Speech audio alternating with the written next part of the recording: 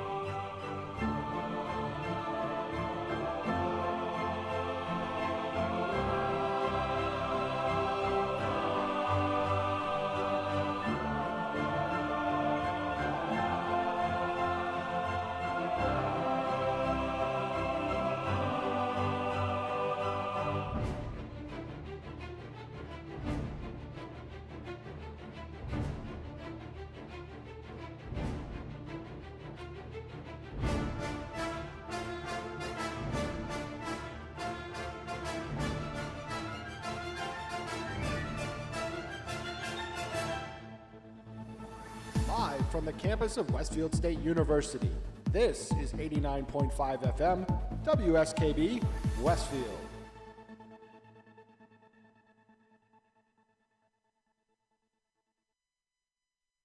Support for the community programming of WSKB is provided by the Dunkin' Donut Shops of Westfield and the Sardinia family. It's nice to know that even as the world changes, Dunkin' Coffee remains the same at 7 convenient locations throughout Westfield.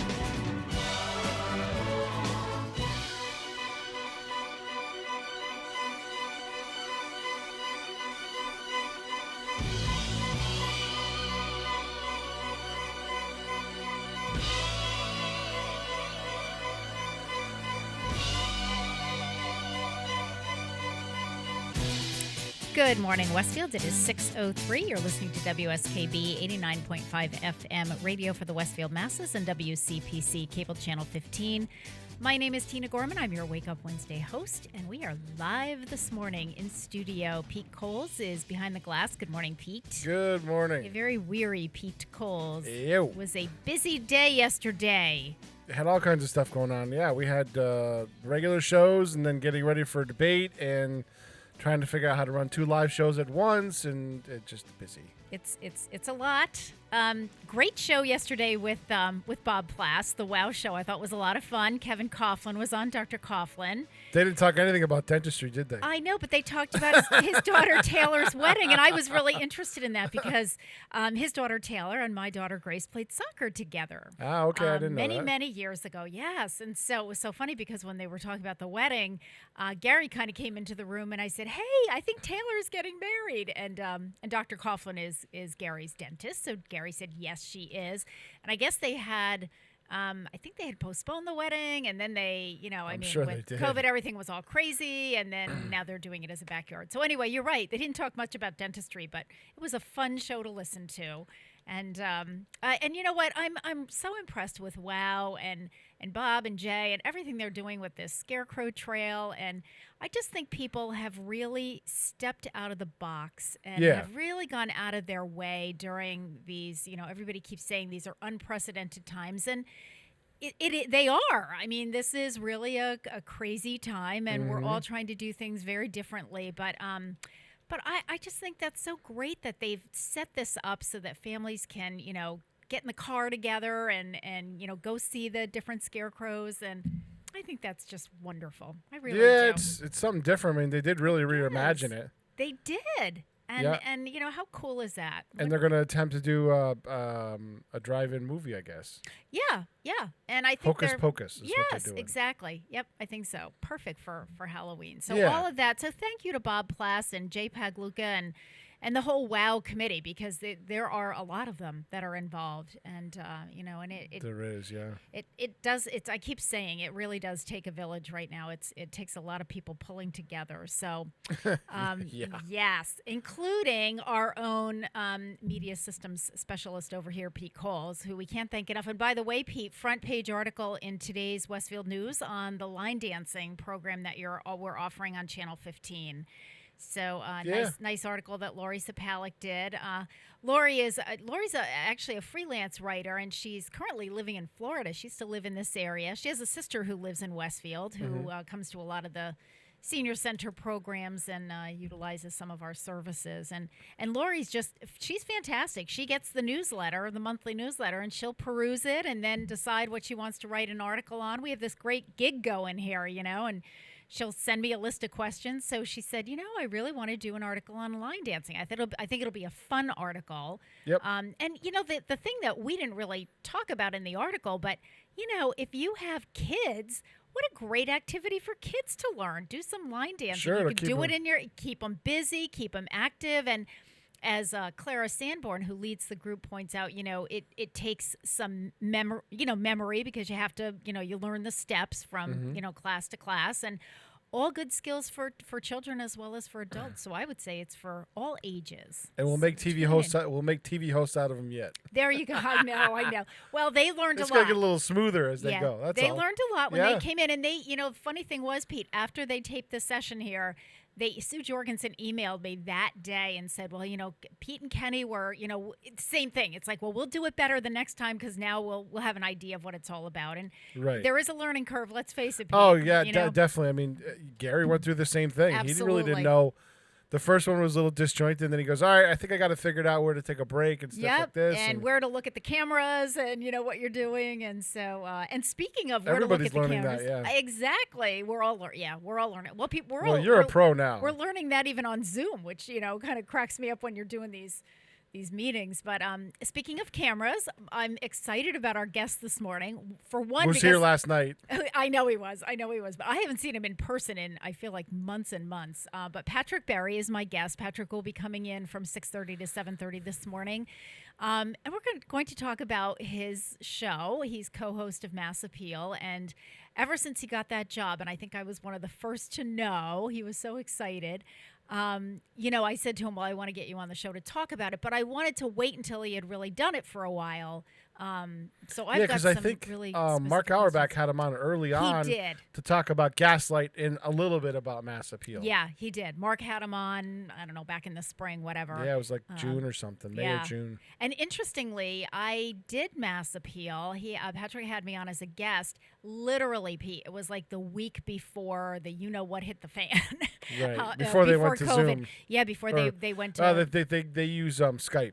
Right, but before they did the virtual as opposed to in person. So I was on that day. Jimmy Adams was on that day. Richie Mitnick was on that day. So it was a big Westfield day. Because you were doing Retire the Fire, weren't you? I was, yeah. So it was back in very early March. Mm-hmm. So anyway, lots to talk about with Patrick. We have lots of birthdays today. We have tons of announcements for the Senior Center. We are doing October. We're trying to jam all of these special events in October before the weather turns. I keep telling people before the temperatures plummet and the snow starts flying, we've got to do our special programs. So we have been going gangbusters over there. We have something going on like all the time during the month of October. So we'll talk more about that probably later in the show after Patrick. I do want to make one announcement, and I'll make this a couple of times today. We had to postpone the brown bag program, which normally would have been held this morning from 9 to 10. We had to reschedule it for next Wednesday from 9 to 10 because there was an emergency at the Western Mass Food Bank. And they couldn't get the food sorted in time for us. So we made 200 phone calls to let people know. Ouch. Yeah, but we do have some folks that come through the line that speak kind of limited English. So it was so anyway, we have so thank you. A shout out to Stefan Zaporowski because he had a translator. I sent the flyer to him and I said, "Can you translate this into Russian?" So we have flyers that will be Barbara Martone, my trusted volunteer, will be handing out flyers to the people that we couldn't get on the phone or they didn't understand what we were trying to tell them. But anyway, the program is postponed for 1 week, so we'll do it next Wednesday.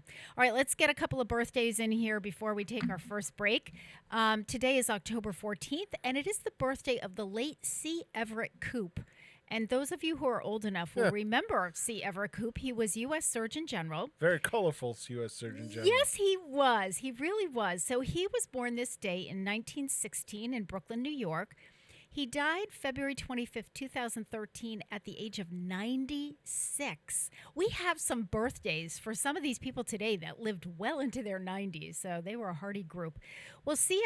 Everett Koop was a pediatric surgeon and public health administrator. He was a vice admiral in the Public Health Service Commissioned Corps and served as the 13th Surgeon General of the United States under President Ronald Reagan from 1982 to 1989. So he was only Surgeon General for 7 years, but he made his mark. And I would have guessed he was Surgeon General for a lot longer than that, to be honest with you. According to the Associated Press, Koop was the only Surgeon General to become a household name. Yep. And I agree with that. I would agree with that. Koop was known for his work on tobacco use and secondhand smoke, AIDS, and abortion, and for his support of the rights of disabled children.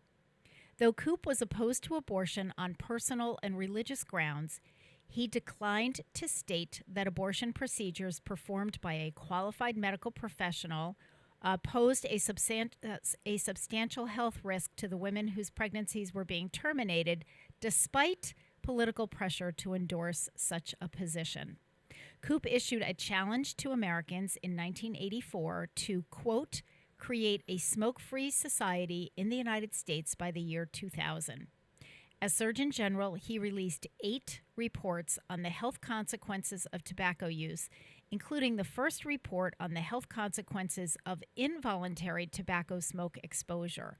I think that Koop was really the first one to really get into the issue of secondhand smoke, particularly for children who were growing up with parents who were smokers. Mm-hmm. Koop was Surgeon General when public health authorities first began to take notice of AIDS.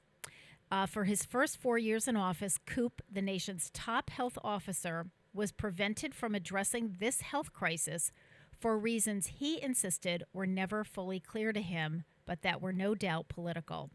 Koop wrote the official U.S. policy on AIDS, and in 1988, he took unprecedented action in mailing AIDS information to every U.S. household. And, we have to go back and remember sort of where we all were at that time.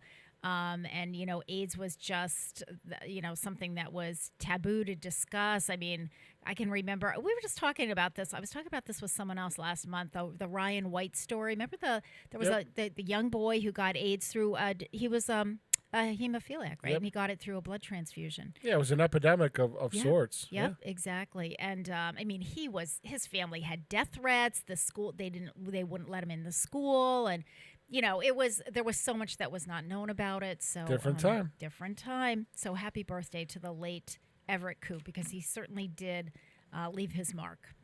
We'll do one more birthday before we take a break. It is the birthday of the late John Wooden, college basketball coach. And interestingly, Gary and I are faithful Jeopardy fans. We were watching Jeopardy last week, and there was a question, and the answer was John Wooden. And I knew the answer because I said to Gary, his birthday's coming up next week. I just wrote about him.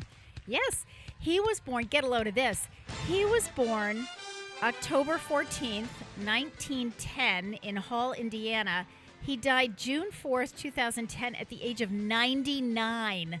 John Wooden lived to be 99. He was an All-American guard at Purdue University. After stints as a high school coach and teacher, John Wooden took over as head basketball coach at UCLA in 1948 and led the Bruins to a record 10 national championships. And that record held until, I believe, Gino Auriemma tied it. He was the first person to be inducted to the Basketball Hall of Fame as both a player and a coach. So happy birthday to the late John Wooden. All right, it is 6:15. You're listening to WSKB 89.5 FM radio for the Westfield Masses and WCPC cable channel 15. This first song is by Bruce Springsteen. It's The Streets of Philadelphia, and it really has to do with the AIDS epidemic. That's what it was written about and for. And so this one's going out because of the birthday of C. Everett Koop. We'll be back. Is provided by Betts Plumbing and Heating Supply Company, an independent, family-owned wholesaler serving Westfield for over 50 years, specializing in plumbing, heating, and industrial piping supplies. On the web at bettsplumbing.com or at 14 Coleman Avenue in Westfield.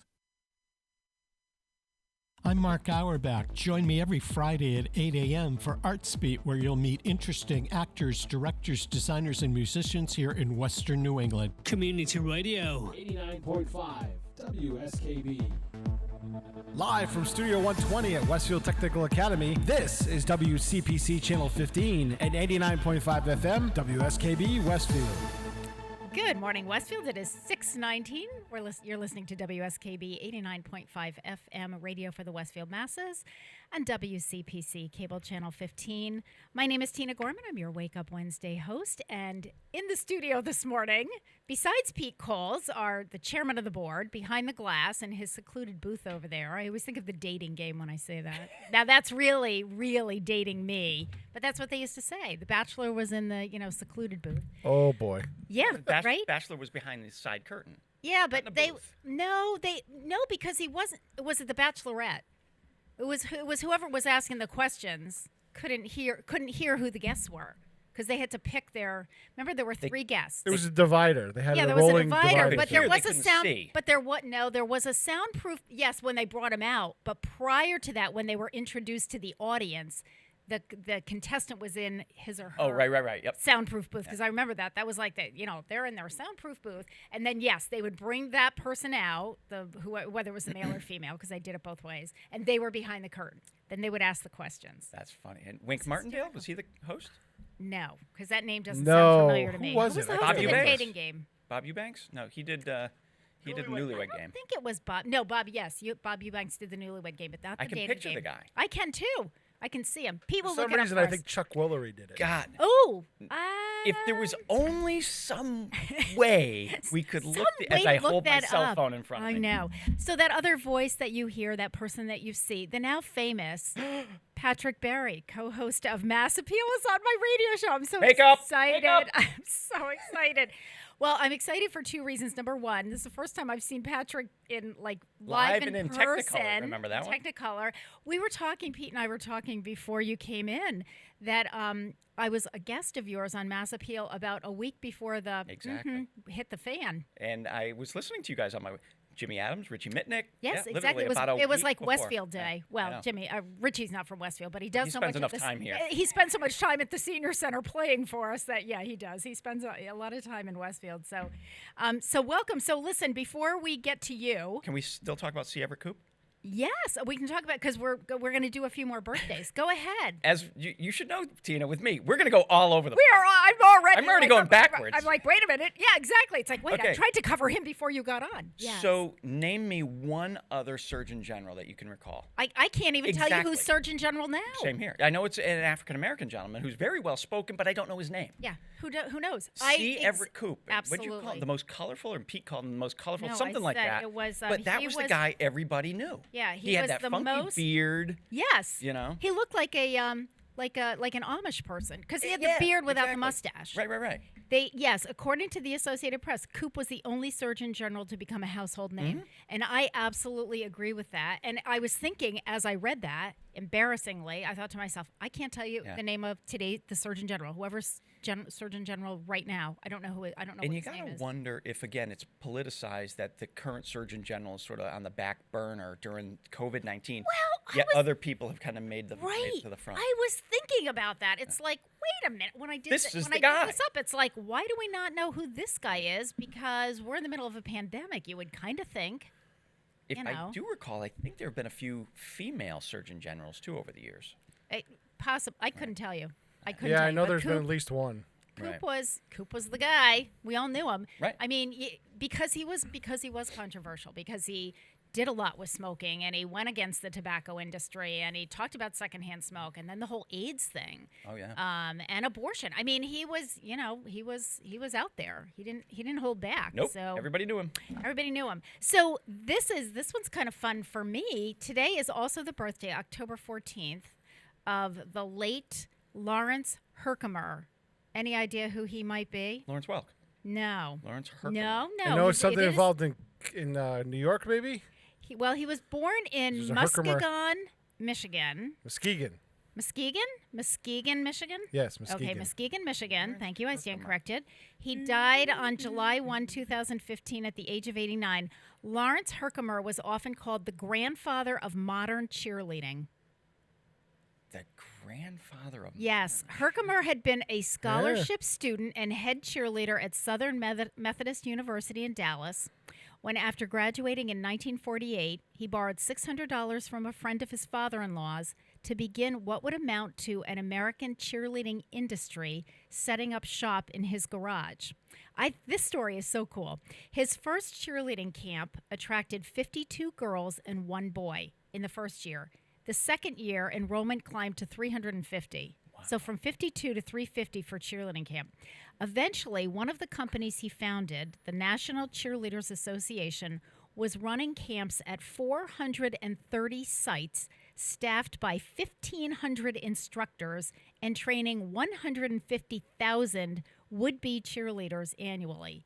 Now, anybody who's done anything with cheerleading knows, and you've got daughters, right? And I was a cheerleader in high school. I mean, it's a huge industry. Herkimer said that anticipating the advent of colored television inspired him to create a kaleidoscopic crepe paper pom-poms.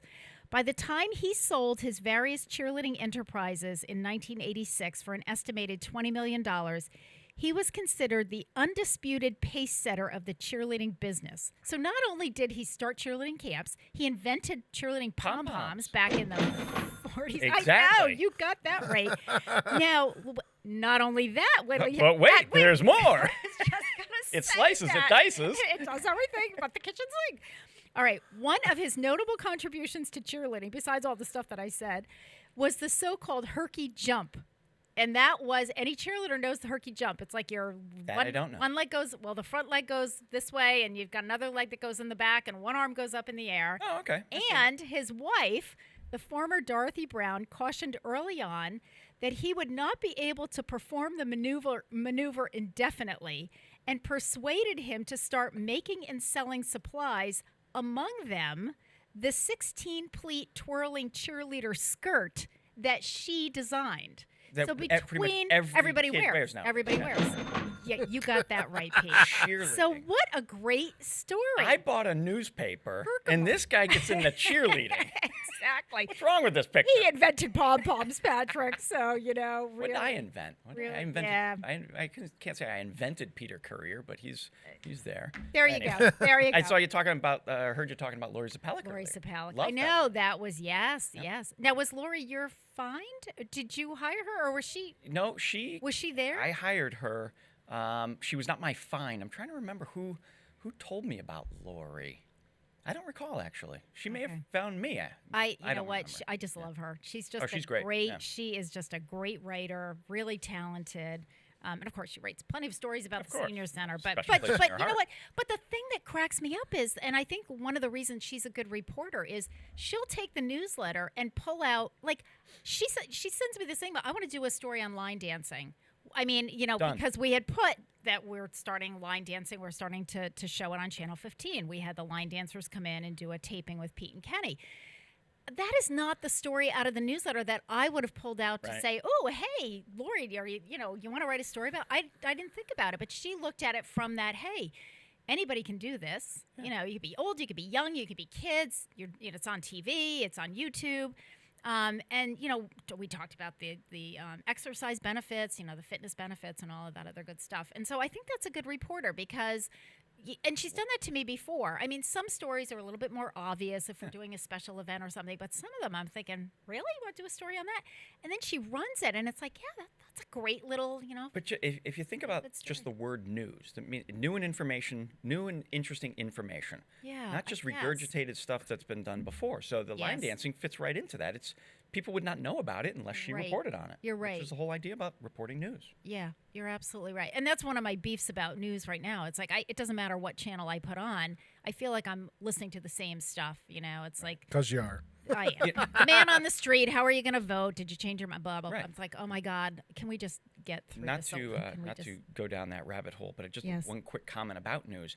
I've noticed it is a lot less presidential garbage this year than it was 4 years ago. And I don't know whether it's the virus that's sort of toned things down, the candidates, I don't know. But Yeah. even on social media, I don't really see a lot of They're not as active on the hatred. road. That's why. Yeah, exactly. Not a lot of hatred like there was 4 years ago. But anyway, Oh, I sorry. don't know. Yeah. It's there, but It's not there. nearly like it was 4 years I don't ago. know. Well, anyway, yeah, we won't go down there nope. right now. We have other things. Well, that we you know wanna what the talk other about. thing too is, Yep. real quickly, I think people have learned not to whatever they're feeling or thinking, they're not putting it out there anymore Well, yeah, that because people's jobs have been threatened and things like yeah, that. and we've talked about that as ad nauseum, I think, in the Yep. past on this radio show and others as well, and just the fact that people feel like they can post things Everybody that has they a soapbox wouldn't now. that they wouldn't say if you were sitting across from them, and they wouldn't say it to you, but they'll certainly post it about you. So I forget where I saw it somewhere, but social media has allowed people to say things without retribution of getting punched in the nose. yeah, Yep. that's exactly it. Yeah. It's like there's no filter. Exactly. All Anyway, right. sorry. Let's do Back one to more lighter topics. Yes, let's do one more birthday. Then we're going to take a break, and then we're going to start grilling Patrick Berry about his life now, which is so exciting. Okay, so it is also the birthday of Natalie Maines, musician, songwriter. She was born October 14th, 1974 in Lubbock, Texas. She's 46 years old today. Natalie Maines is the lead vocalist for the all-female country band The Chicks, formerly the Dixie Chicks, but I don't know when they changed their name. Anyway, Oh, earlier this summer because the word Dixie has a was it early? Yeah, Was it they're very that PC. recently that they just changed a it? connotation Yes, about yeah. Not allowed Southern, to say it. whatever. Put that in. Add that to the dictionary for of words that Christ's we sakes. can never say. I know. Here goes Pete. All right, let's just talk about her as a musician. Yep. In 1995, after leaving Berklee College of Music, Maines was recruited by the Dixie Chicks to replace their lead singer, Laura Lynch. With Maines as lead vocalist, the band earned 10 Country Music Association awards and 13 Grammy Awards for their work between 1998 and 2007. In 2006, with Maines still acting as lead singer, the Dixie Chicks released Taking the Long Way. The album subsequently won 5 Grammy Awards, including album of the year. And before we go to break, while I'm thinking of it, because it's not on my list here, and it'll go right out of my head once Patrick and I start talking, I have one more famous birthday, local famous birthday. Today, October 14th, is the birthday of the Westfield Senior Center Senior Safety Officer Mark Carbonell. Wow. Happy birthday, Mark. We love you at the Senior Center. Mark is finally 30, huh? Oh, man. He is, and he doesn't look it. No, boy. it looks more like 40. We really miss Mark because we haven't seen him in a while. I mean, he's been at the center throughout the pandemic, doing a lot of phone stuff because people are getting a lot. We're having a lot of phone scams and all that. But he was at the shooting range for a 2-week training that he and Jeff Belargeron. I think there are 5 of them that go through every year. So they're trainers. Yeah, they are. And so Mark is really, really good at that. Very talented guy, also very empathetic. And just a lot of fun. So happy birthday, Mark. We do love you. And I know he said he would see us today. So he's coming in today. So I'm excited. All right. It is 6:32. You're listening to WSKB. And don't forget. Yes. Remind everybody about the brown bag lunch. Yep, I know. I did before. I heard you say that. I will again. You're getting me. Okay, listen, Mr. Get 'em all Host. This is not Mass Appeal. discombobulated. This is my show. But that's important. People got to know. Don't go I to know. the senior center today. I know, but I will tell them a little bit closer to 9 o'clock, which is when they would be here. But I'm really excited about this next song, which is in honor of the birthday of John Wooden. I found this. I've never heard this song. It's called Basketball. It's by Curtis Blow, and you got to see if you have the chance, any of you who have YouTube, watch the video. It's a lot of fun. It's a fun song. So it is 6:32. You're listening to WSKB 89.5 FM radio for the Westfield Masses and WCPC cable channel 15 in honor of John Wooden's birthday. We're going to listen to Basketball by Curtis Blow. We'll be back.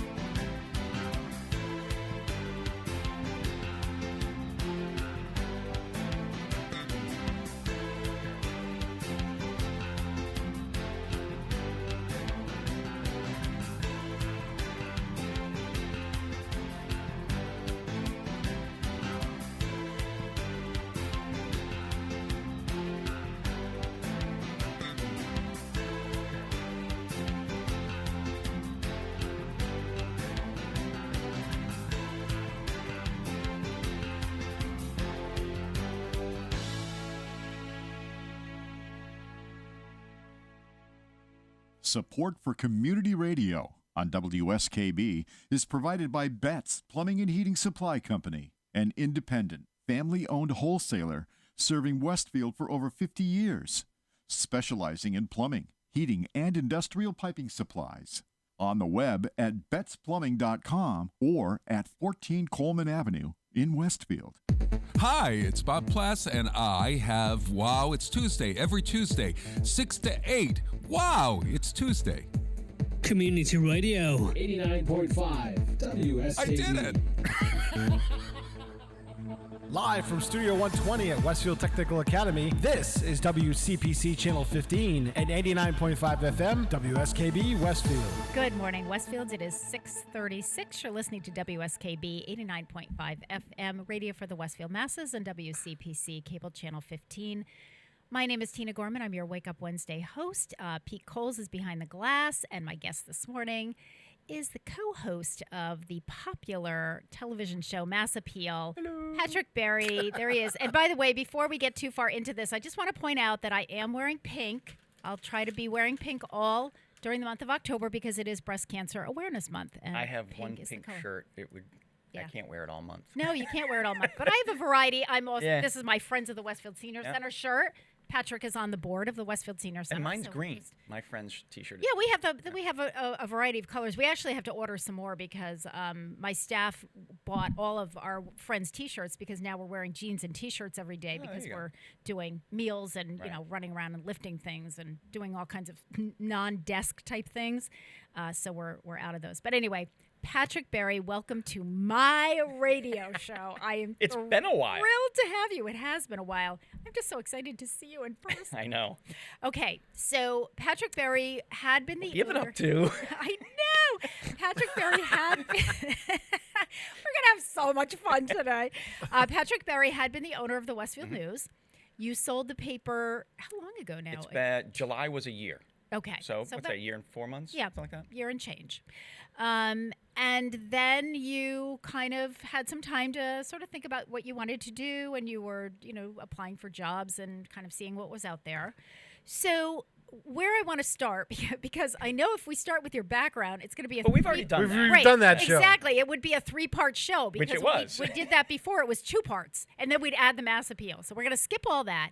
But what I do want to do is, before we get into the Mass Appeal part of it, tell us about your television experience prior to Mass Appeal. Because this isn't the first time you've ever worked sort of in the television industry, correct? Yes and no.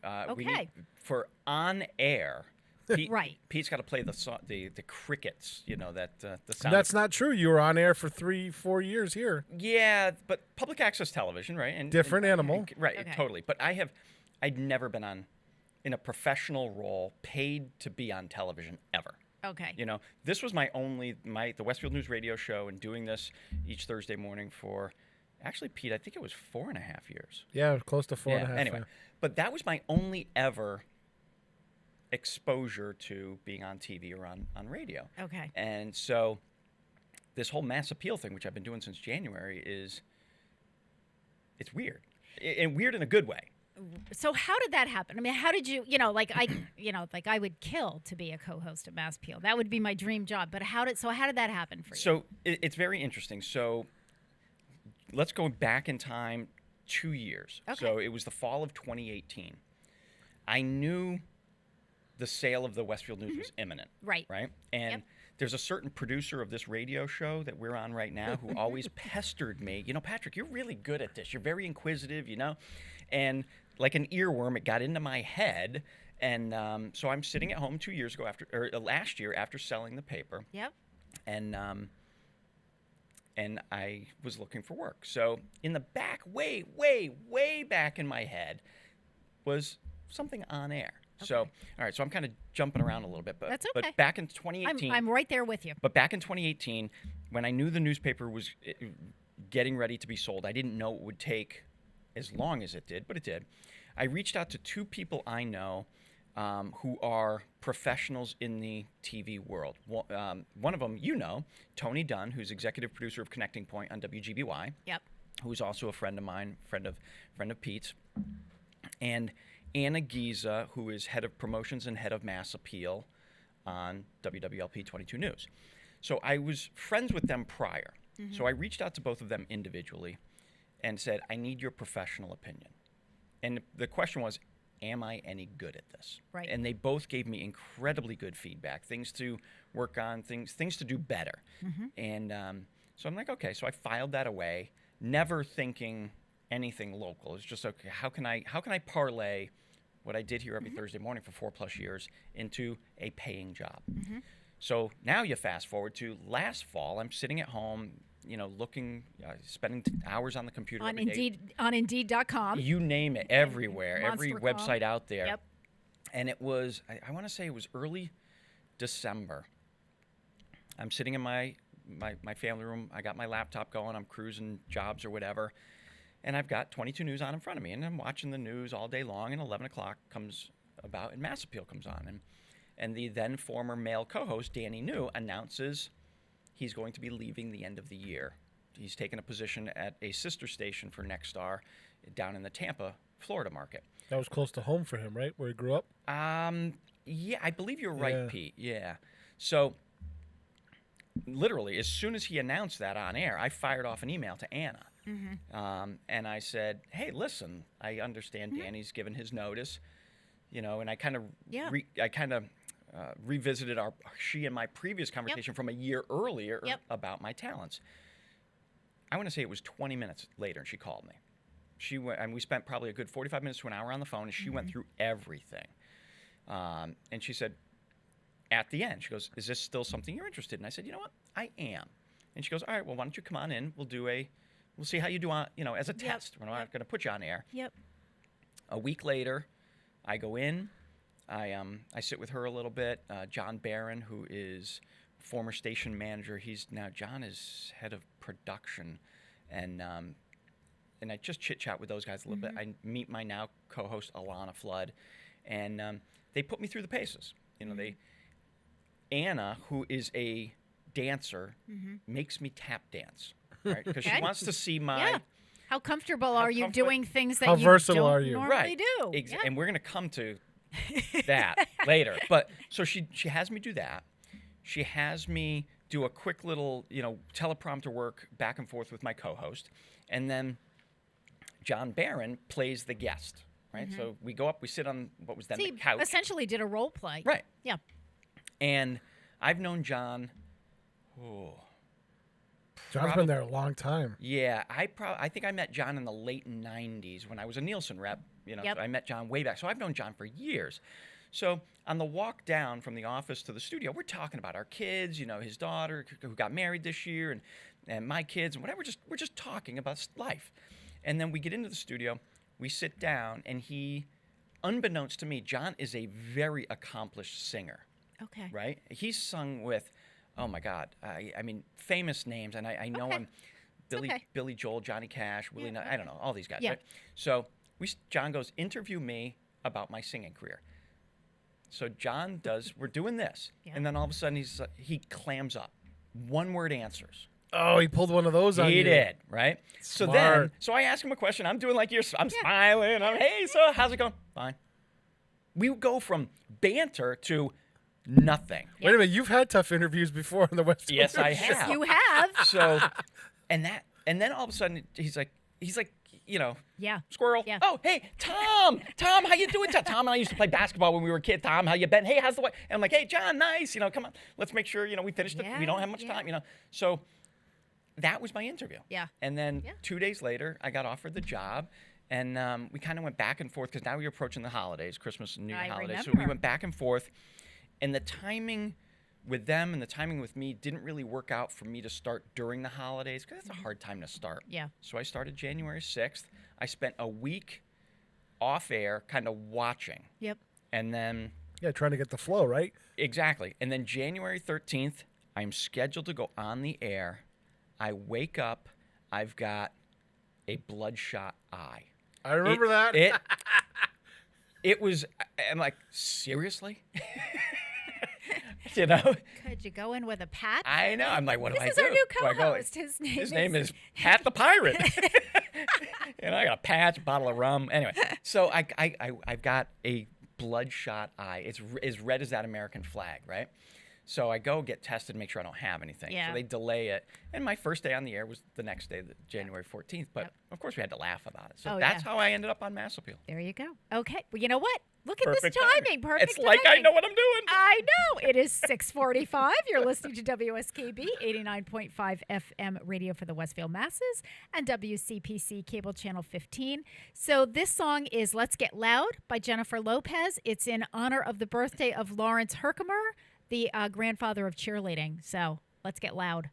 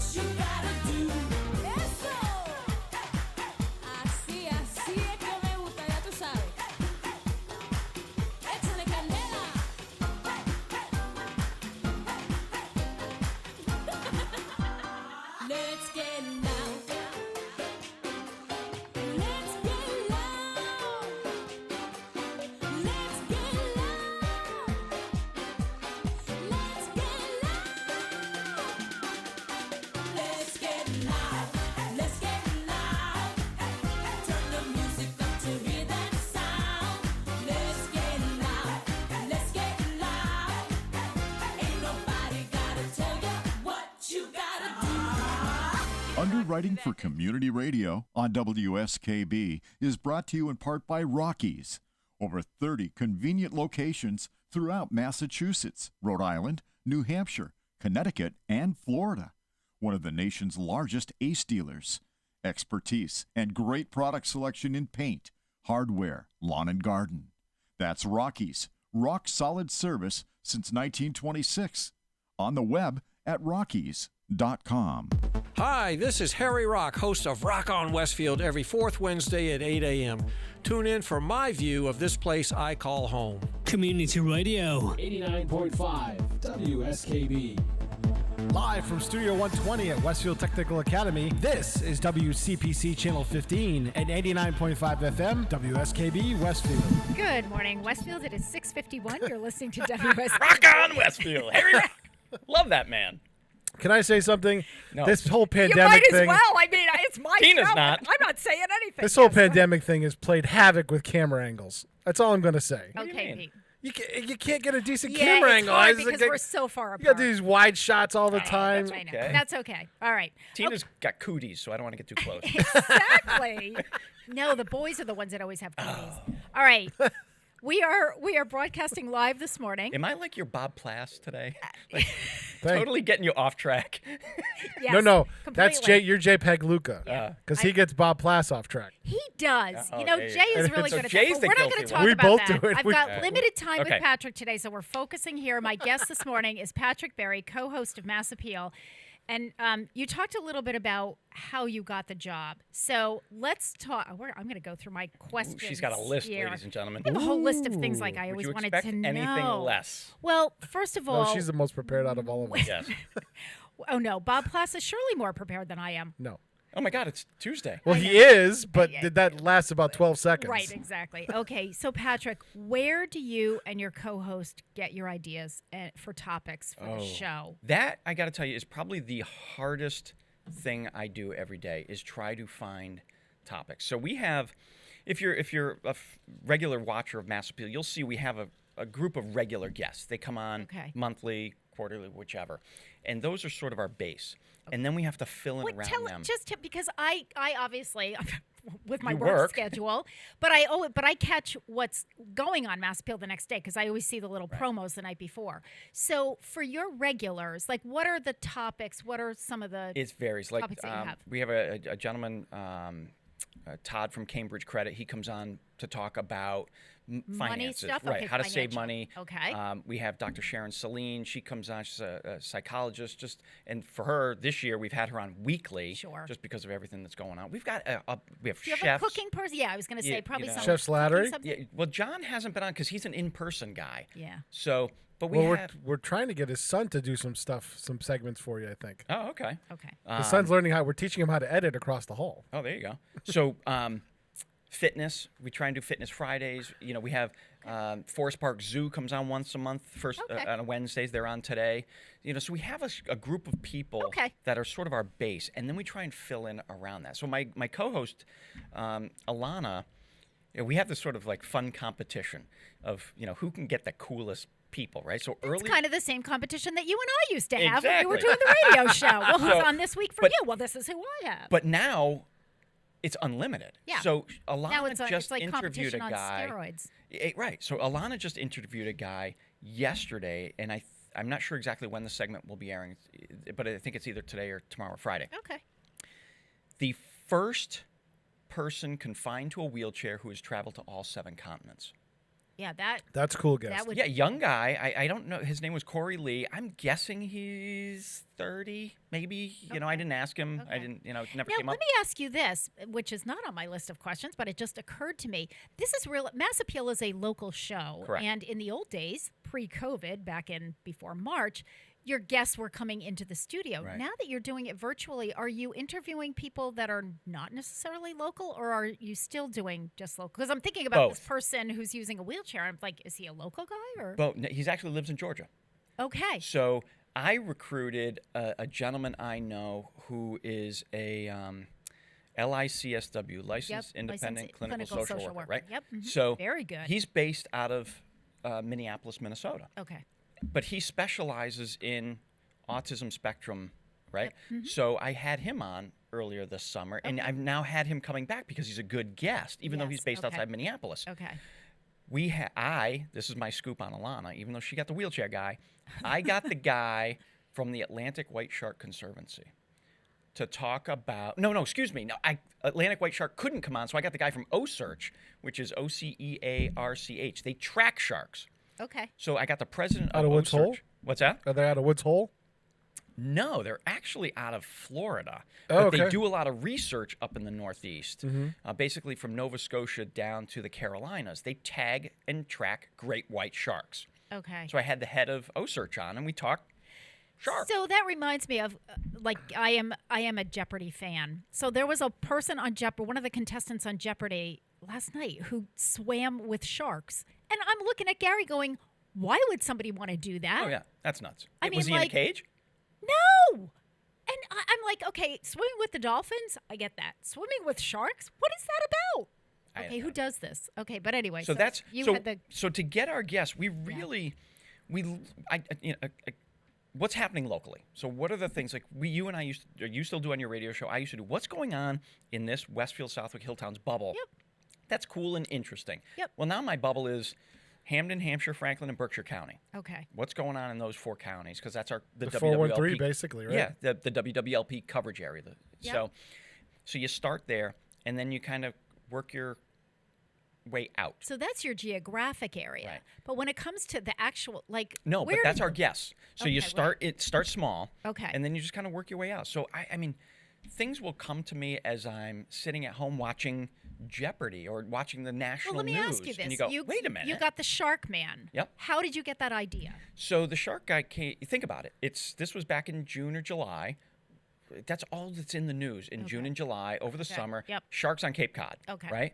And then OSearch. I've known about them for a few years because they track sharks. So you can go to their website and see where, if the dorsal fin comes above the water, it pings a satellite and they track it, which is really cool.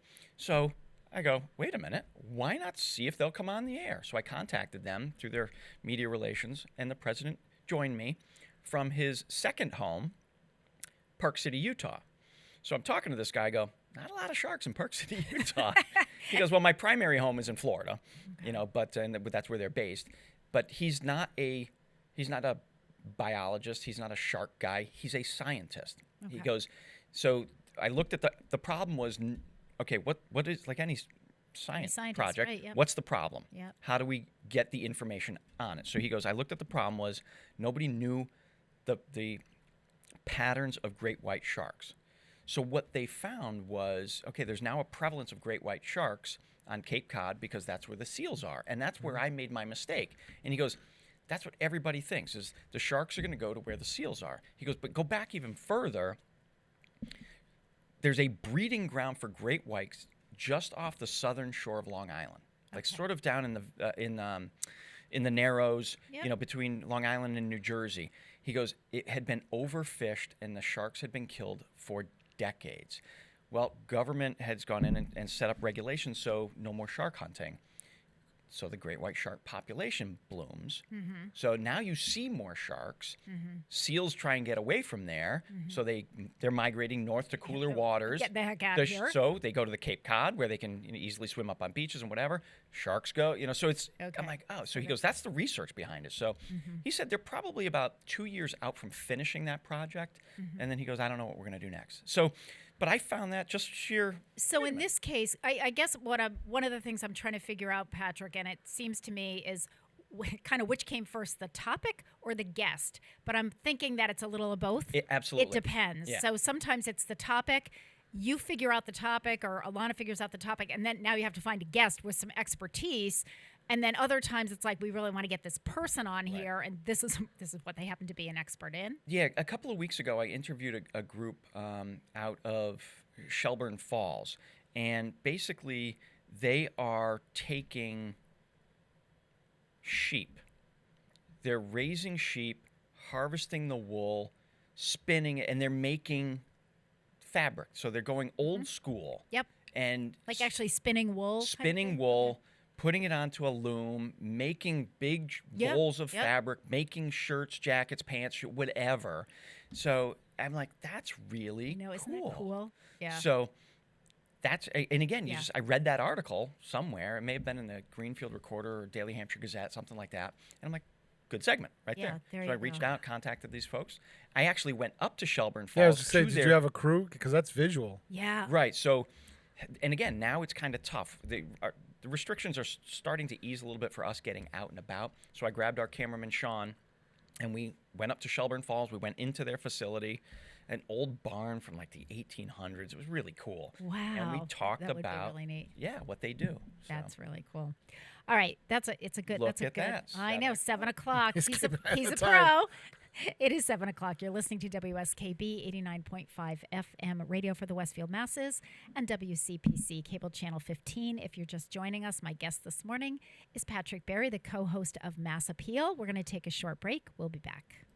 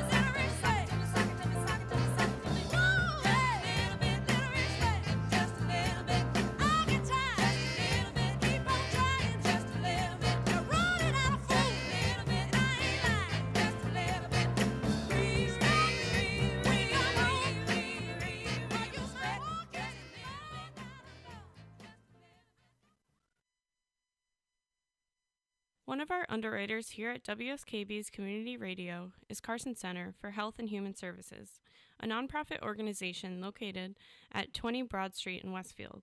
They provided behavioral health and rehabilitation services in communities throughout Western Massachusetts since 1963. There are services for children, adolescents, adults, families, and couples. You can find them on the web at carsoncenter.org or at 413-572-4132. I'm Mark Auerbach. Join me every Friday at 8 a.m. for Arts Beat, where you'll meet interesting actors, directors, designers, and musicians here in Western New England. Community Radio 89.5 WSKB. Live from Studio 120 at Westfield Technical Academy, this is WCPC Channel 15 and 89.5 FM WSKB Westfield.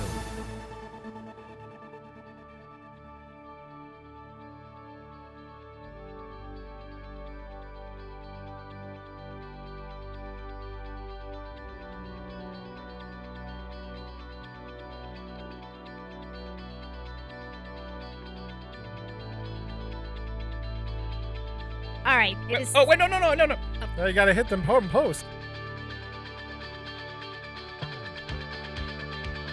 Good morning, Westfield. It is 7:04. It's Wednesday, October 14th. It is 47 degrees outside your door. You're listening to not the Westfield News Radio Show. You're listening to Wake Up Wednesday with Tina Gorman. And that is missed that. And that is my guest, who's completely taken over my radio show this morning, Patrick Berry, co-host of Mass Appeal. You give this guy a little bit of celebrity, and he just. I had to get ahead. nostalgic with him on that one. Pete, you'll appreciate this. Very well, it funny took me a story. I'm thinking to myself, where have I heard this music before? Oh yes. 7 a.m. Thursday mornings. Yep. Very funny story for you. We were riding to the Outer Banks this summer, right? Yes. And this song comes on, right? And I Okay. did exactly that. Of course you did, because So- I would have done the same thing. You know, Mimi's in the passenger seat, Courtney's in the back seat. This song comes on, and I hit it right on cue. I'm like, "Good morning, ladies and gentlemen. This is the Westfield News Radio Show. I'm your host, Patrick Berry. It is whatever day, time, and temperature And I'm it was." guessing that the eyes were rolling to the Oh, back yeah. of their Courtney's- heads. It's Courtney like, did oh what you my did. God. Put the headphones on. Dad, stop, please. Had to as the top of the hour. I had to do that Oh one. my gosh. All right. Well, thank you, Pete, for that. No, okay. thank you, Pete, for that. So my guest this morning is Patrick Berry, the co-host of Mass Appeal. So we've talked a little bit about how you got the job, how you get your ideas, and some of your guests. So now I have to ask you, so how many months have you been doing this? I Since started January, right? so Okay. it's 9 Right. plus months. Okay. So to date, of those 9 months, who is the most interesting guest that you personally have interviewed on the show? Oh, I wish you and had given me a why head up on that one. was that guest so interesting? And it may be more than one.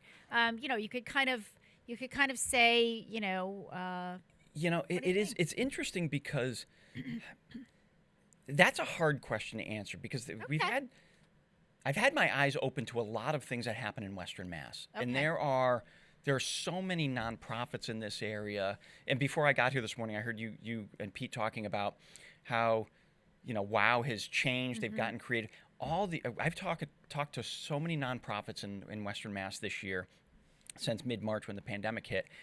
I love the creativity of every single virtual golf tournaments, virtual walks. I mean, it's unbelievable. It is amazing. So it's hard to say what has been my most interesting because I would lump a lot of people into that. Okay. A lot of the nonprofits because nonprofits struggle. We all we know it.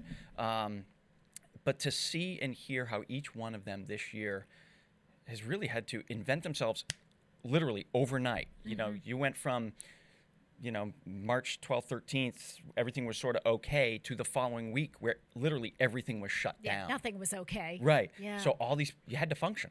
How do you raise money? So a lot of these nonprofits have been very interesting. So Patrick, let me ask you. So when you were doing the radio show here with WSKB, and when you were doing the paper, the Westfield paper, as you said, your bubble was Westfield, Southwick, the hill towns, and now that you're doing Mass Appeal, that's expanded greatly. So what are some of the nonprofits that maybe you didn't even know about, that now it's like, even if you can't remember the names of them, but maybe some of the things that they're doing that... Oh my God, Tina. There are, I probably interview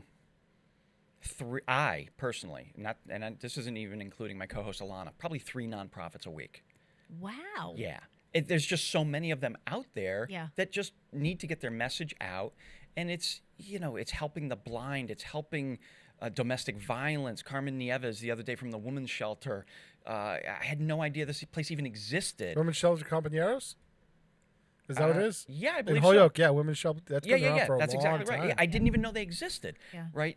But to hear of what they're up against. Yeah. And you just think of domestic violence. The victim always thinks it's their fault. They never want to speak up. And her work and her group's work of just getting people over that hump to make the call. That's all you got to do. Or if you know somebody, make the call for them. There are just, like I said, there's probably 3 nonprofits a week I interview, and every one of them is just doing phenomenal work I had no idea about. Yeah. None. Yeah. I thought, Westfield, I guess, for lack of a better description, per capita might have the most nonprofits here, but they're everywhere. It's mind-boggling how many are in the Pioneer Valley. And that brings me to something that we've also talked a lot about on this show. Bob Plass has talked about it on his show, and I know you did too, Patrick, when you were a host here, and that is, volunteer opportunities. It drives me crazy. It used to drive my parents crazy because my parents were very big after they retired on volunteering. My brother and sister-in-law, currently volunteer, all kinds of places. And it's like, it's just what you said. I mean, all you have to do is look around. Yeah. I mean, and it may be something that a nonprofit needs you to just come in and answer the phone. Right. Or just come in and stuff envelopes, or, we do a monthly mailing and I don't want to, I've got like 1.5 staff people, because a lot of those nonprofits have a very limited number of paid staff people. Or if they have any paid staff. Right. Yeah. Right. So, just I think of, just a lot of, that's been one of my big things. I would love to have in Westfield some sort of like a centralized, volunteer. I mean, there are different groups, What was it, RSVP, the NPVN, the Nonprofit Volunteer Network, was that I don't know if they're still don't in know. existence anymore. That one I've not heard of. I think Amber Danahay I think that's where I first met her. Okay. She recruited me when I was at the Westfield News to kind of Yep. get the message out there. I don't Yep. know if they still exist. Yep. I think it's the NPVN. Yep. I think so. But there are, to your point, there's something for every interest. Yes. So if you're retired and you find yourself just putzing around the house and your spouse, partner, whatever wants you to get out and you want to get out, there literally is something for every interest, no matter what you are. It could be sports related, it could be health related, it could be domestic violence, food related. You talked about the Building. Yeah. Building. There is such a need out there for people to. My brother is big down in Tennessee doing this. He volunteers with a group, and they build ramps for people with disabilities. They built this. This was like the most unbelievable thing. My brother sent me this picture. He was really proud of himself. There were a group of about 4 or 5 guys. There was a gentleman in a wheelchair who can't walk at all.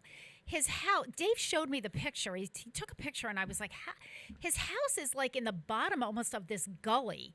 And so the problem was that whenever the guy needed an ambulance, they couldn't get him out. There was no ramp. There was no way to get him from the road, because my brother lives in Tennessee. So we're talking about, sort of the back hills. But there was no way to get him.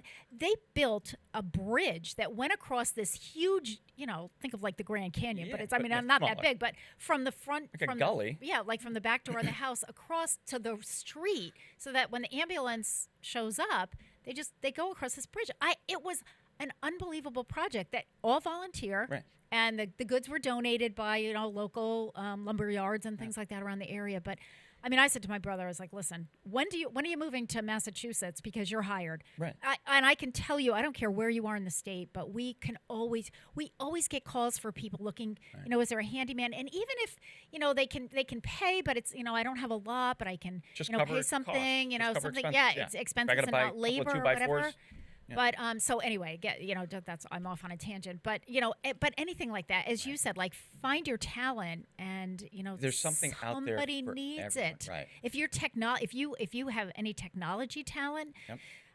The latest thing, and I was just I Zoom with the Western Mass COA directors, the Council on Aging directors, every other Friday. So the last topic of conversation 2 weeks ago was, as more seniors are getting iPads or tablets or something like that in order to stay in touch, but they don't know how to use them. Right.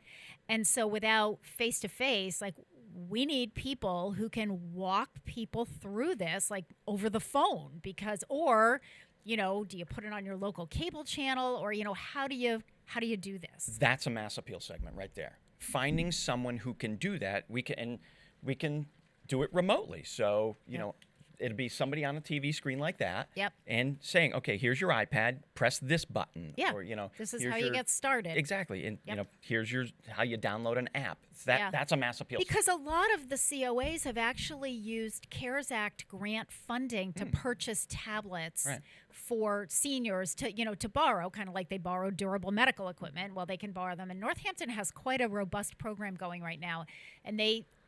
So I had like a zillion questions, because I'm thinking, all right, if this is something that we wanted to do, I'm not reinventing the wheel. So they loan them out for 30 days at a time. Perfect. But the biggest hang up, because it's just, I got this. What do I do with it? Right. Now, some of them have, and I asked the director there that's in charge of the program, or the assistant director, I said, now, do people, when you loan these out, do they have computer experience? Do they not? She said, we're all over the map. We have some people that are quite experienced, some people who have a little bit, and some people who don't even know how to turn it on. Right. I've got this thing in front of me. I have no idea what to do with it, but I'm excited about having it, but I'm a little scared. I don't want to press the wrong button and blow it up. And I get it. And it's funny, technology can be frightening. Yeah. And as I get older, kind of sounds weird, I'm 53 almost, but even the stuff my kids are doing, like, really, I just don't get it. Yeah. And I used to laugh at my parents, like, come on, Mom, Dad, it's easy, just do this, right? Done. Yeah. But even now, I see the stuff my kids are doing, and I'm like, what? No. Yeah. I'm fine with my cassette tapes. I know, right? Yeah, you and me both. 8-track tapes? No, that was even before your Oh, time. no, I remember those. All Cha-chink. right. Right in the middle of a I song. remember that. It is 7:15. You're listening to WSKB 89.5 FM radio for the Westfield Masses and WCPC cable channel 15. This song is "Some Days You Gotta Dance" by the Dixie Chicks in honor of by the Chicks, I guess now, Right. in honor of the birthday of Natalie Maines. My guest this morning is Patrick Barry. We'll be back after this short break.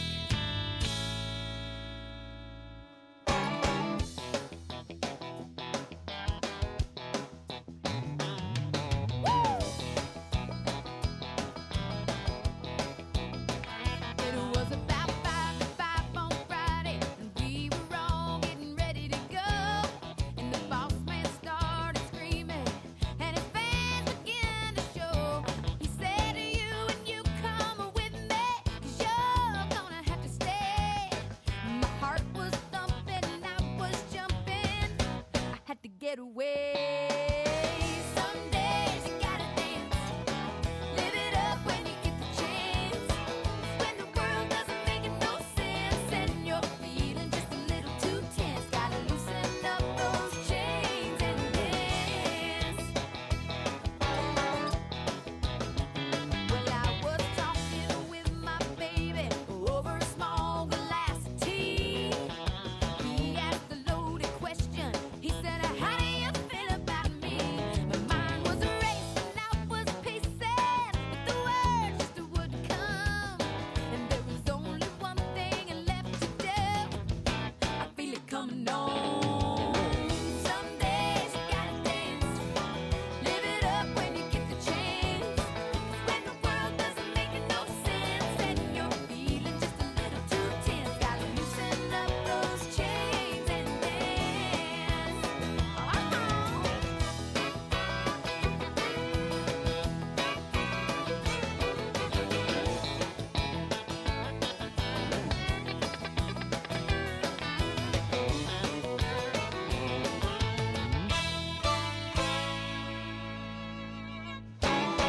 Some days you gotta dance.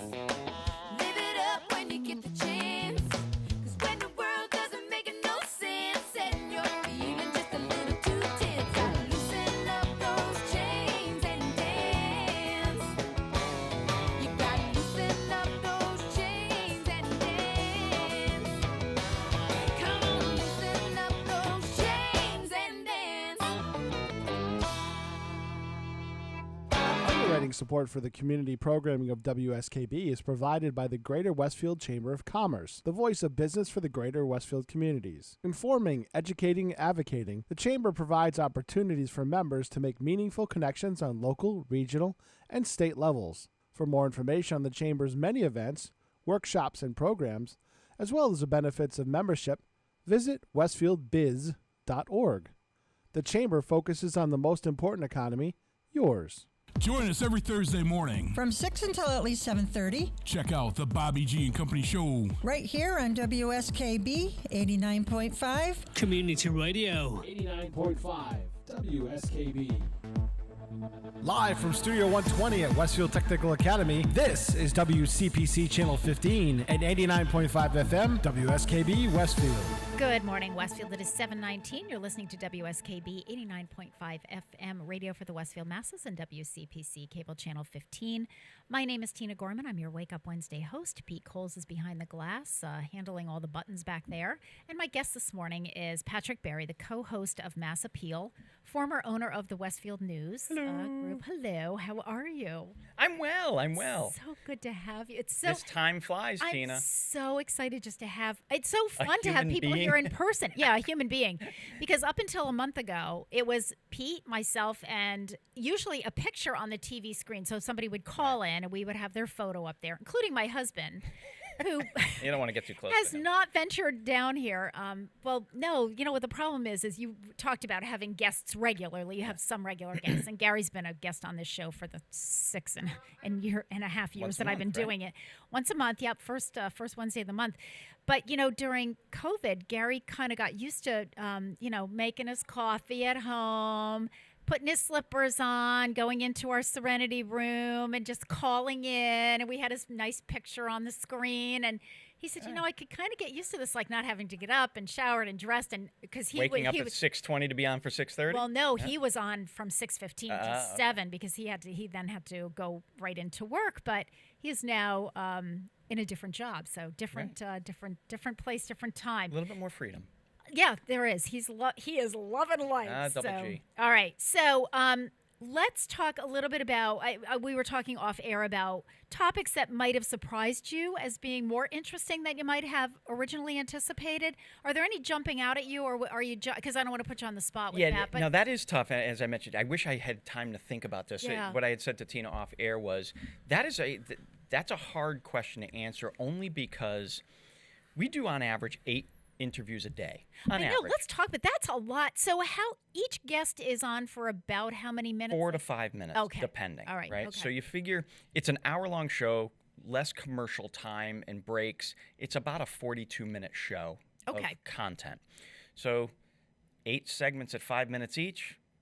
Yeah. Right. It's 40 minutes. Okay. So That's a lot of guests. it is. So if I'm doing, we try and keep it 50-50. So if I'm doing 4 guests a day, Alana's doing 4 guests a day. That's 20 guests per week over the course of 9 months. That's a lot of people. That's a lot sure of people is. you get It to meet. absolutely, And yeah. unfortunately, you tend to lose track of, some. of I mean, some course. do stand out, like the shark guy that we were talking about, or the domestic violence.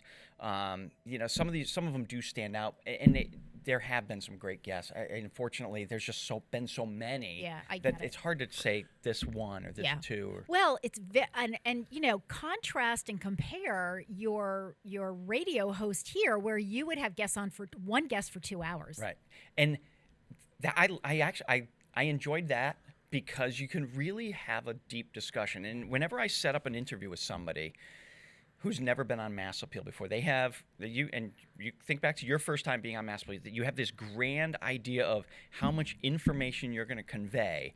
And I have to tell people, you get 4 minutes, okay? We're not going to have a deep discussion. What are the high points? You get probably like 3 points that you want to get across. Yes. You talk about, you got a 30-second intro, 20-second outro, and you got 3 points. You talk a minute each on them, okay? That's it. I have to tell you about my first Mass Appeal experience, which was I was asked to go on Mass Appeal. It was shortly after we started the Retire the Fire program. And my first appearance was probably my best. I nailed it. I had literally, I don't even think I had 4 minutes. You could talk fast, too. Yes, I can. I'm from New Jersey, and Jersey girls talk fast. And it was so funny because they had me in a kitchen scenario, like your kitchen setup.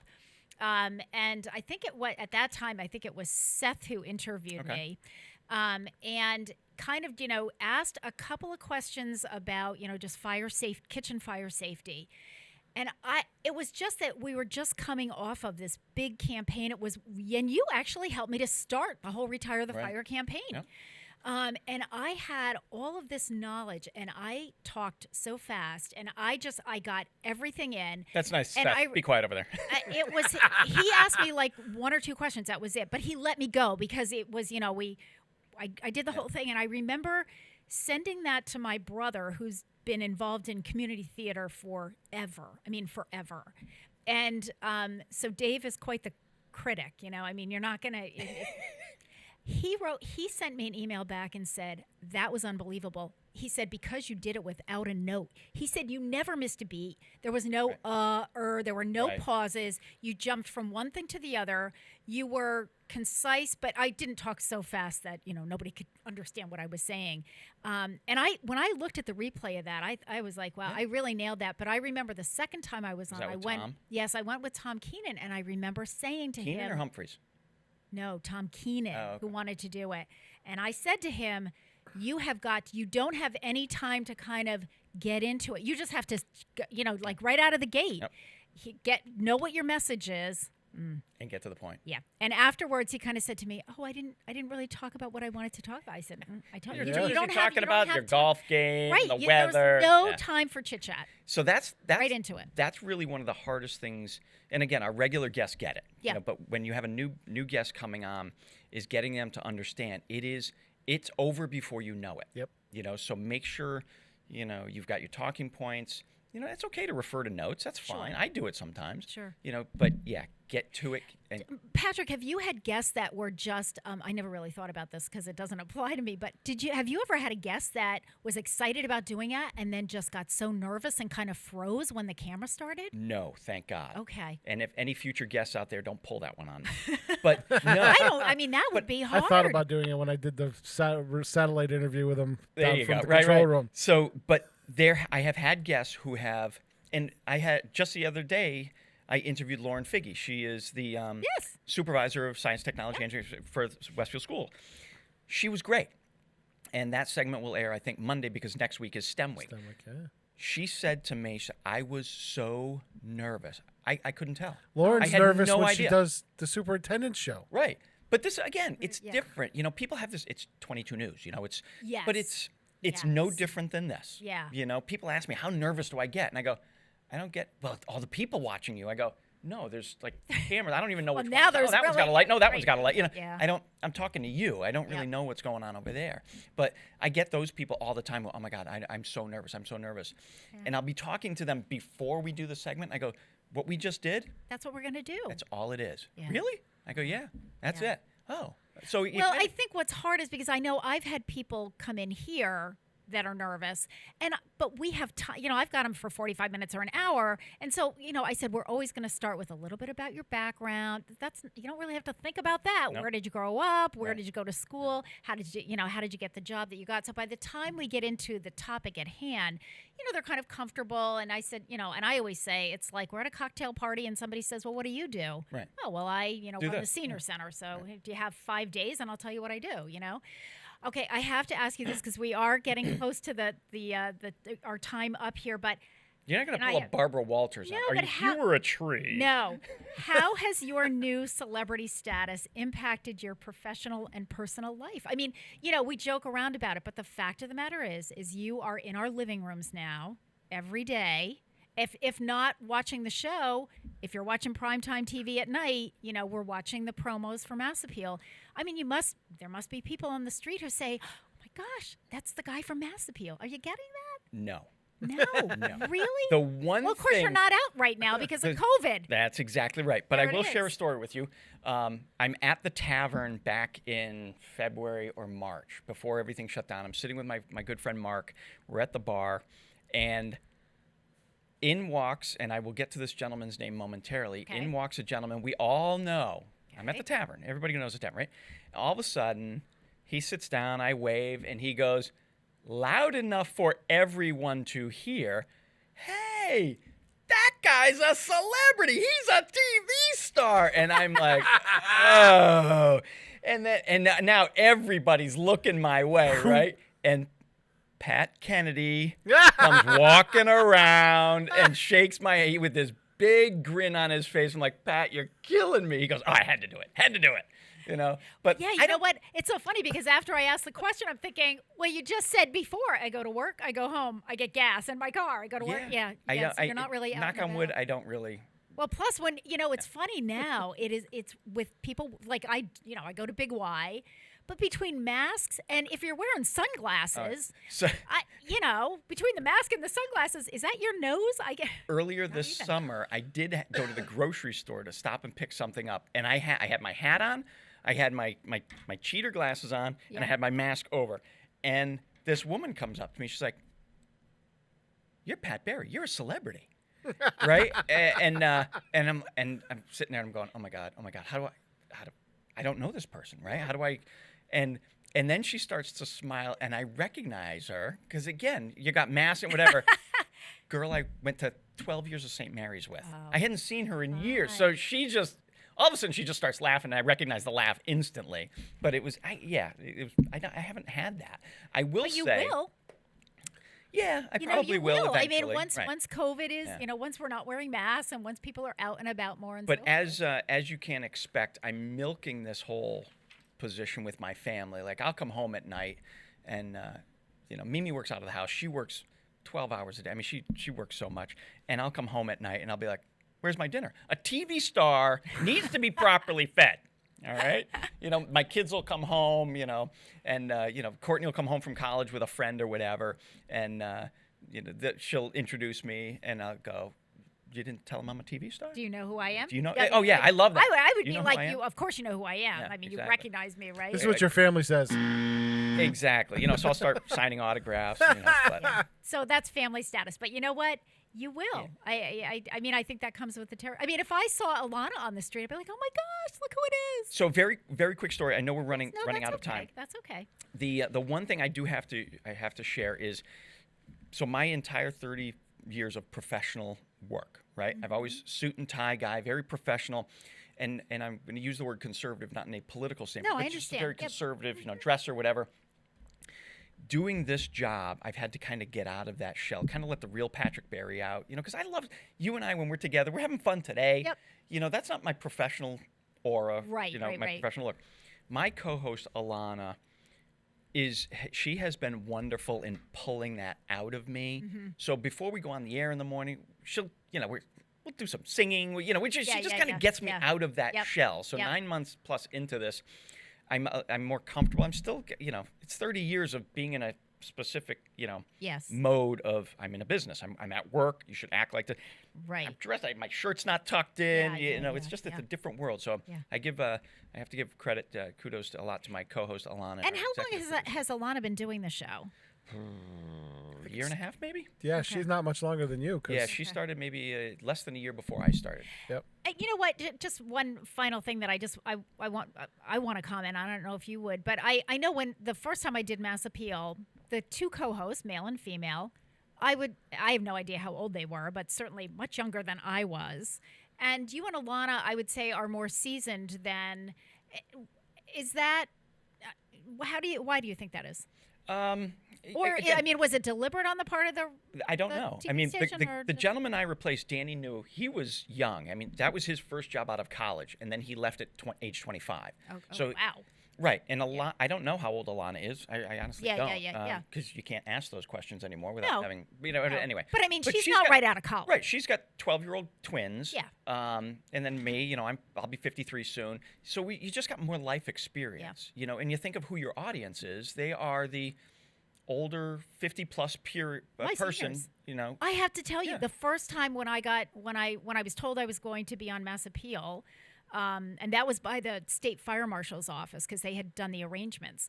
And I was like, what's Mass Appeal? I didn't even know what it was. Right. And I said something to one of the seniors, and they said, you're going to be on Mass Appeal? And I said, do you know about it? Well, everybody knows about Mass Appeal. And everyone in their world did know about it. Every single senior that heard about it, then the word spread, Tina's going to be on Mass Appeal. And and I said, it's on in the middle of the day. Yeah. Now, so tell us, because we are getting ready to say goodbye to you. So tell us, how can people, if they've never seen the show, when is it? Because it's on twice now, right? Right. So it airs on 22 News, WWLP at 11 a.m. Monday through Friday. 11 to 12. 11 to 12, 1 hour. And then on the CW Springfield, and depending on how you get that, right, what channel it is, yep. The 11 a.m. show repeats at 1 p.m. on the CW Springfield. Perfect.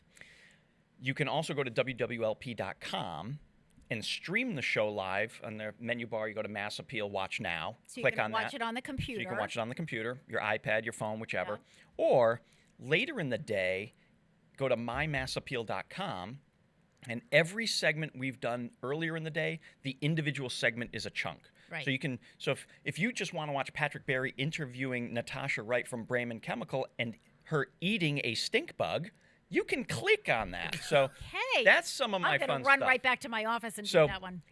But you can click on an individual segment and watch it. So those are pretty much the ways to catch the show. And everything now, Patrick, for the most part, is virtual. Your guests are Skyping in, Zooming in, whatever. Yeah, we utilize the video chat platform Skype. So everybody Skypes in. It's a free thing. It's easy to use. It's like if you've ever FaceTimed on Apple. Yeah. If you've ever it's exactly the same. And the chefs that you have, I mean, I know they have a really nice kitchen over there, but they're all doing it out of their own kitchens or restaurants. That's the downside is I don't get free lunch anymore. We had some great chefs in. Oh, yes. And they're cooking at 11:45. So by the show's over, I'm hunkering down for whatever. I'm trying to remember what they were cooking the day that Jimmy Adams and Richie Mitnick and I were there, but and I just remember thinking, wow, this is great. I want to go home and try this. The food segment I remember most is something called a tomahawk steak. I know what that is. This is like a Fred Flintstone big piece of meat. It's on I think it's a Butcher Block sells them. Yeah. I think it's a cow's rib. Yep. So you got this big bone and then this big chunk of meat on. I mean, you look like Fred Flintstone with this thing. Wow. It was delicious. You know what? Speaking of steak, and Pete mentioned the Butcher Block, so that's a perfect segue. So before we take a break and say goodbye, I do want to mention to folks that we are doing, Patrick, you'll appreciate this too. We are doing a special program this Saturday. It's called Serving Up Senior Safety. We get a grant each year I write a grant each year, and I usually get the grant money from the Office of the Department of Fire Services at the state level. And usually I'm asking for money to buy smoke detectors that we can distribute or lock boxes. There are all kinds of things. Well, this year, all of what I had originally wanted to use the money for involved going into people's homes. And, for many months we weren't doing that. So anyway, we had to come up with some creative uses of the money. So what I did was I worked with my staff. We came up with the Serving Up Senior Safety Saturday Luncheon. That's what we're calling it. And we have partnered with North Elm Butcher Block for this. So this Saturday, we're doing a luncheon. You do have to have reservations, and the reason that I want to announce it is because today's the last day to reserve. I think we have about 20 spaces left. We are capping this at more than we've ever done. So I'll put my Mass Appeal hat on. So please tell me, Tina, how does one register? So you call the Senior Center at 562-6435. You have to do it before 4 o'clock this afternoon. It's the regular $3 price for the lunch, and then $3. God. Perfect. And you get your choice of that. Now, the lunch is being provided by the Butcher Block, so we'll make up the difference with the grant money. So you get your choice of cheeseburger chowder or chicken noodle soup. Their cheeseburger chowder is out of this world, by the way. And I can tell you right now, chowder is 2/3 and probably chicken noodle 1/3. I think partly because, chicken noodle you can get a lot of places, but cheeseburger chowder, no. So you get your choice of that, and then either a ham and cheese sandwich or a turkey and cheese sandwich. It's a nice little lunch. It is. And then we'll supply the dessert and a bottled water. But in addition to all of that, they're going to get, we're putting together safety bags for our seniors. So the safety bags it'll have some informational flyers, fire safety, and so forth. But we also have some safety gifts that are going in there. So I'm not going to tell you what they all are, but nice. all from grant money. And the other thing that we use the grant money for, which we have gotten hundreds of requests for these over the last 2 years because we ran out of them, are the File of Life packets. So the File of Life packets, and there are two parts to that. There's the magnetic one that you put on your refrigerator. There's the personal one that you keep in your wallet. We ordered the brand new COVID preparedness File of Life packet. So they've added to the information that you put on the card, because you fill that in with your name and your doctor, your medications. We always tell people do it in pencil because your medications change, so you can erase that. But there are also questions now about, have you been tested for COVID? Have you had a pneumonia vaccine? Have you had a flu vaccine? So just information so that if something were to happen, you have to call 911. Eric Bishop, who is the deputy fire chief, has been saying this for years. The first thing that the EMTs look for when they go into a house when they've gotten a 911 call for an elderly person is they go right to the refrigerator see if they have a 911. If they have a File of Life, they pull it, grab it, and they take it with them to the hospital. Answers a lot of questions in a hurry. We ordered, I think, 1,300 of them about 4 years ago. They're gone. They've been gone for a couple of years. We've had requests. So I used the grant money. We ordered another 1,000. So we'll be handing those out at our Serving Up Senior Safety Luncheon. So we, as I said, we have about 20 slots left.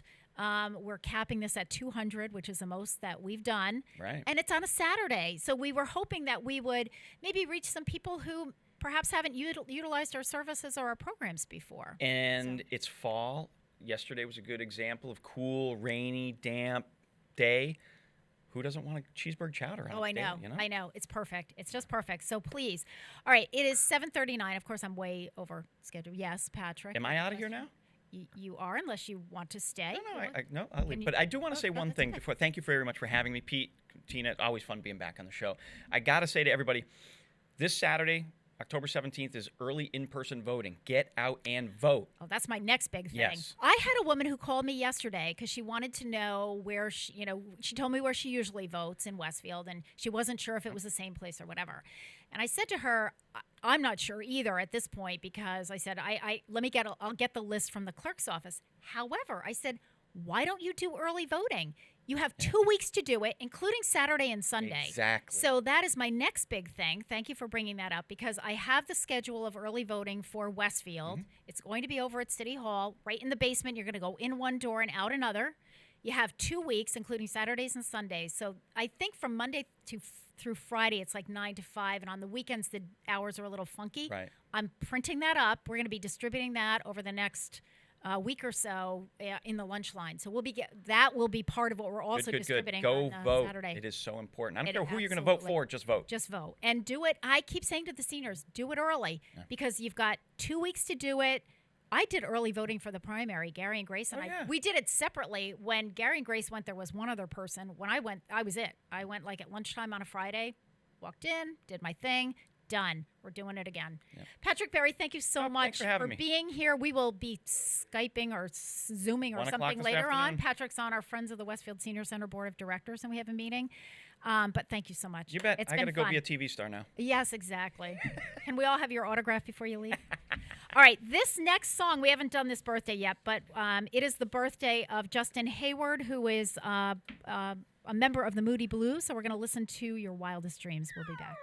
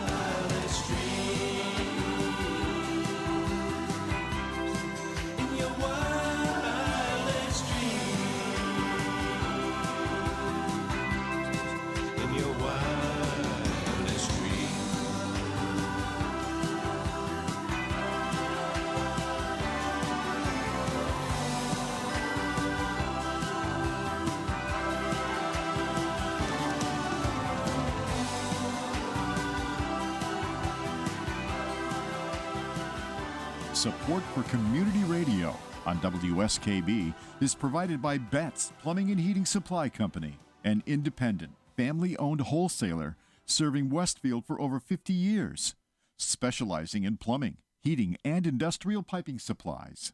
On the web at bettsplumbing.com or at 14 Coleman Avenue in Westfield. Join us the third Wednesday of every month with Selectman Joe Didi and his take on everything Southwick. Community Radio 89.5 WSKB. Live from Studio 120 at Westfield Technical Academy, this is WCPC Channel 15 and 89.5 FM, WSKB Westfield. Good morning, Westfield. It is 7:47. You're listening to WSKB 89.5 FM radio for the Westfield masses and WCPC Cable Channel 15. My name is Tina Gorman, and I am your Wake Up Wednesday host. Pete Coles is in the studio with me. Patrick Berry has just left, but what a fun guest and just a great time and a wonderful, wonderful friend. Okay, a few announcements. We have some more birthdays, and we have a national day that we need to talk about in our last 15 minutes. So first of all, I do want to remind folks again, my seniors who participate in the Brown Bag program, we had to reschedule today's Brown Bag, which will take place a week from today. It will be scheduled for October 21st, which is next Wednesday from 9 to 10, same time. Everything's the same other than we're pushing it forward a week because there was some type of an emergency at the Western Mass Food Bank, and they could not get us our food on time. Normally the food is delivered the day before. It didn't come in yesterday, and we called everyone, but just in case you missed the phone call or you weren't home or you didn't get the message, it will be 1 week from today. Also, 1 week from today, I'm really excited. We are going to be debuting a show here on my Wake Up Wednesday morning radio show. A segment, you mean? A segment, yes. We're going to get the nomenclature. Yes, thank you. We're going to debut our monthly diabetes dialogue segment. Okay. So what happened is just before COVID hit, back in February, we started a diabetes support group because we had a lot of people who were interested in wait a that. minute. I'm psyched about this then. And I think I know what that means. Okay, so what happened is we started the support group in February called Sweet Relief. Yep. And Jen Jafune is the facilitator. And Jen had for many years facilitated the diabetes support group at then Noble Hospital. When the hospital merged, a lot of the support groups kind of went by the wayside while they were just sort of figuring everything out, and that was one of them. So I contacted Jen, and with the help of the Friends Group, who is helping to fund the support group, Jen started the support group back in February, and then, of course, in March, by the time it was the third Wednesday of the month, and in March, of course, we were already closed by the third Wednesday of March. So what we decided to do was we're going to merge this in, and we're going to bring it into our Wake Up Wednesday program. So the way this is going to work is that it will be aired from 7:05 to 7:45 on the third Wednesday of the month. So it'll start this month, next Wednesday. Participants can call the radio station. Do you want to do the Zoom instead? Or no, I don't want to do it as a Zoom. Jen's going to be here. Okay. We're not going to do it as a Zoom. We're going to try it this way first because we put in the newsletter, in our monthly Voice of Experience newsletter. If people have questions for Jen, they can either call or email me ahead of time. So get me those questions. Okay. You can call the Senior Center, 562-6435. If I'm not there, just leave a message on my voicemail and say, I want Jen to answer whatever your question is. Yep. I will bring those questions in with me to the studio. Jen will be with me here. Or you can email me, for those of you who are computer savvy, email me your questions or comments. Each month, Jen will start, as she was doing with the support group in person, with some type of a topic. Her topic that she's going to start, and I think this is really timely, is how do I manage my diabetes when I don't feel well, when I'm sick? So, I get a cold or I get the flu or I get COVID, how that, because you may get that, you may have the flu or you may have bronchitis, when you don't but feel you like, still have diabetes. Yeah, you don't feel like getting out of bed. How do you deal with your diabetes? Correct. So that's going to be the topic. We'll talk about that for a few minutes, but then we'll take phone calls and comments and questions. So you can either call the radio studio at 642 9039. Or as I said, you can certainly ask me questions ahead of time. You know what the topic is. So if you have questions about a particular, every year I get, bronchitis and it throws off my diabetes. If you know that, give me a call at the senior center this week or shoot me an email and say, hey, ask Jen about this or that, Sure. So anyway, Makes that's sense. next week. So we're excited about that. We already talked about the serving up senior safety. And Yep. again, the deadline is today. So if you want in on that one, and I think it's going to be a great lunch, the safety packets, the safety bags that we're putting together have really a lot of good items for you, free, and some good information for you. We've got some great volunteers that are going to be helping us to get all of that distributed next week. So join the fun. We serve lunch between 11 and 12, so it'll be Saturday between 11 and 12, the 17th. I also want to mention that today is National Emergency Nurses Day. And boy, if there was ever a group that we should be honoring during all of the pandemic chaos that we've all dealt with, National Emergency Nurses Day is observed annually on the second Wednesday in October. We take this day to say thank you to the emergency room nurses for their hard work, dedication, service, and commitment to their patients and families, as well as their loyalty to the emergency nursing profession. Emergency room nurses are the first people that we see when we have an accident or a medical emergency. They put us at ease and they work to eliminate pain and discomfort. This is a day to let them know just how important they are in keeping hospitals running smoothly. Sponsored by the Emergency Nurses Association since 1989, this day is part of Emergency Nurses Week. So this whole week is Emergency Nurses Week, but today is a special day just for them. Gotcha. Okay, we have a couple more birthdays. I mentioned before that it is the birthday of Justin Hayward, singer-songwriter, born 1946 in England. He's 74 today.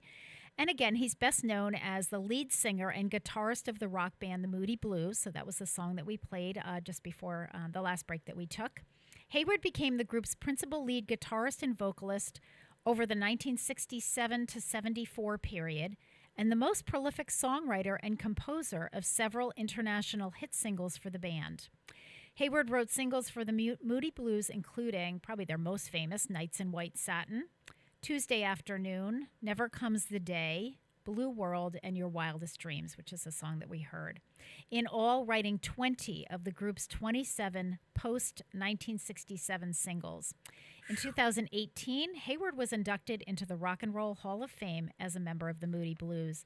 My only issue with the Moody Blues songs, as I was trying to find one to play, is that they tend to be pretty long. Like a lot of them are more than 5 minutes long, so I try to keep the songs a little shorter. Yeah. But it is also the birthday today. This is my last famous birthday, well, other than, of course, Officer Mark Carbonneau, who's probably more famous than all these people, at least for my senior center participants.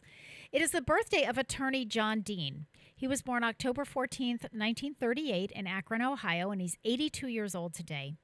Dean is a former attorney who served as White House counsel for United States President Richard Nixon from July 1970 until April 1973. Dean is known for his role in the cover-up of the Watergate scandal and his subsequent testimony to Congress as a witness. His guilty plea to a single felony in exchange for becoming a key witness for the prosecution ultimately resulted in a reduced sentence. After his plea, he was disbarred as an attorney. According to the FBI, Dean was the master manipulator of the Watergate affair. Shortly after the Watergate hearings, Dean wrote about his experiences in a series of books and toured the United States to lecture. He later became a commentator on contemporary politics. Dean had originally been a proponent of Goldwater conservatism, but he later became a critic of the Republican Party. He has been particularly critical of the party's support of Presidents George W. Bush and Donald Trump, and of neoconservatism, strong executive power, mass surveillance, and the Iraq War. So happy birthday to former attorney John Dean. All right, so a couple more announcements, and then I will be heading over to the Senior Center.